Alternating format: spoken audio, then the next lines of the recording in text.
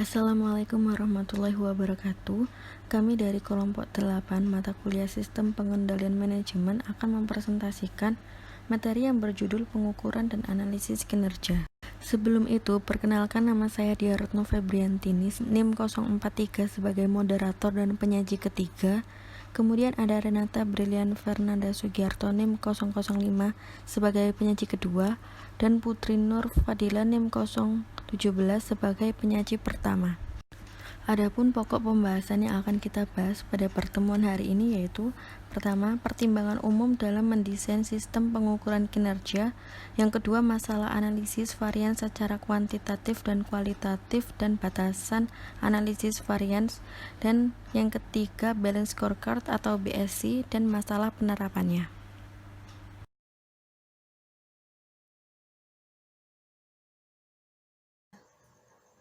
Sistem pengukuran kinerja hanyalah sebuah mekanisme yang meningkatkan kemungkinan bahwa organisasi akan mengimplementasikannya strategi berhasil.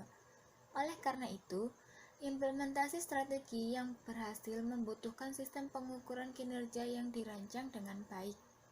Sistem pengukuran kinerja memberikan umpan baik penting kepada manajer unit bisnis dan karyawan tentang apakah upaya mereka berhasil atau tidak, sehingga menumbuhkan motivasi dan pembelajaran di dalam perusahaan.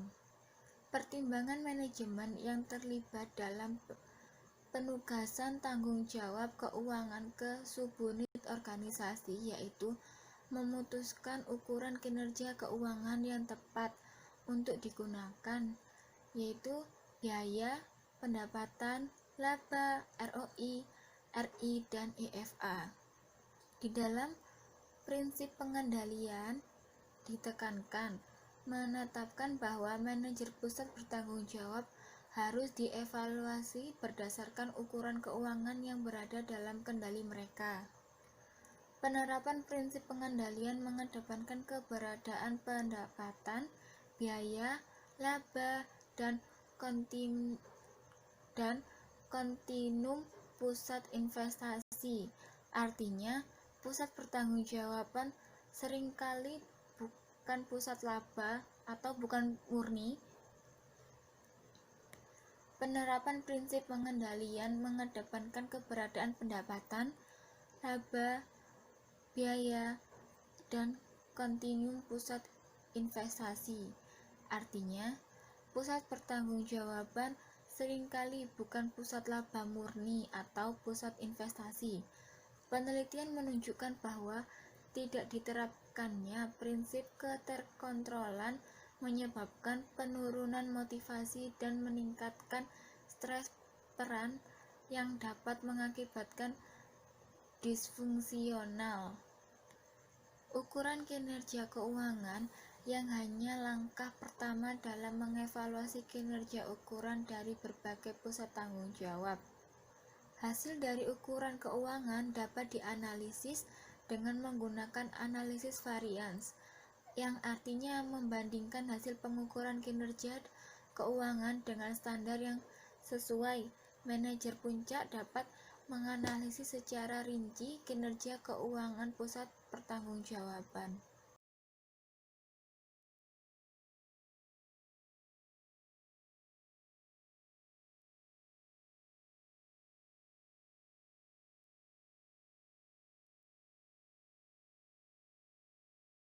Selanjutnya yaitu balance scorecard atau BSC dan masalah penerapannya.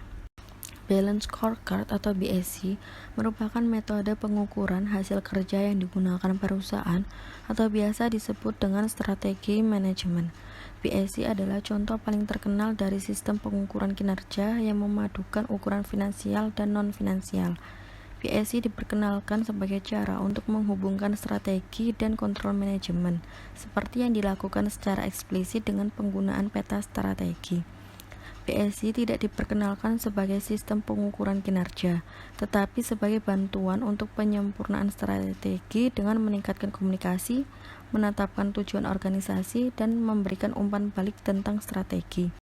Namun, penggunaan BSC sebagai cara untuk mengukur kinerja dengan cara multidimensi adalah fitur yang paling menonjol. Ketika menerapkan sistem pengukuran kinerja seperti BSC, Jika tidak ditangani dengan benar, maka akan muncul beberapa masalah yang dapat membatasi fungsi BSI. Masalah penerapannya antara lain, yang pertama, komitmen manajemen puncak dan keterlibatan karyawan. Implementasi BSI yang berhasil membutuhkan partisipasi dan dukungan dari eksekutif senior yang dikombinasikan dengan keterlibatan karyawan di seluruh organisasi. Untuk perusahaan industri tunggal, BSI dapat dikembangkan di tingkat perusahaan dan kemudian diturunkan ke tingkat fungsional dan di bawahnya. Namun, untuk perusahaan multibisnis, BSI dapat dikembangkan terlebih dahulu di tingkat unit bisnis. Penting bahwa departemen fungsional dalam unit bisnis harus memiliki kartu skor mereka sendiri, dan kartu skor unit bisnis dan kartu skor di bawah tingkat tersebut harus diselaraskan. Terlepas dari apakah BSI diturunkan dari tingkat perusahaan atau pertama kali dikembangkan di tingkat unit bisnis, karyawan perlu dilibatkan dalam proses implementasi. Yang kedua, tinjau ukuran dan hasil sesering mungkin. Setelah scorecard berjalan, itu harus secara konsisten dan terus-menerus ditinjau oleh manajemen senior. Tinjauan terhadap kartu skor di mana setiap perspektif harus diberi pertimbangan yang sama, memberitahu manajemen apakah strategi dilaksanakan dengan benar dan seberapa berhasil strategi itu bekerja. Yang ketiga, perbarui tindakan sesering mungkin. Banyak perusahaan tidak memiliki mekanisme formal untuk memperbarui langkah-langkah agar selaras dengan perubahan strategi. Kami menekankan perlunya untuk terus meninjau kartu skor dan bila diperlukan meninggalkan ukuran yang tidak relevan secara strategis dan menambahkan ukuran baru yang lebih mencerminkan strategi perusahaan. Yang keempat, hindari pengukuran yang berlebihan. Berapa banyak ukuran penting yang dapat dilacak oleh seorang manajer dalam satu waktu tanpa kehilangan fokus? Jika jumlahnya terlalu sedikit, berarti manajer mengabaikan langkah-langkah yang penting untuk memantau eksekusi strategi. Jika terlalu banyak tindakan, manajer mungkin beresiko kehilangan fokus dalam mencoba melakukan terlalu banyak hal sekaligus. Kaplan dan Norton menyarankan hingga 4 ukuran perspektif, yaitu yang pertama, perspektif keuangan, bagaimana kita memandang pemegang saham.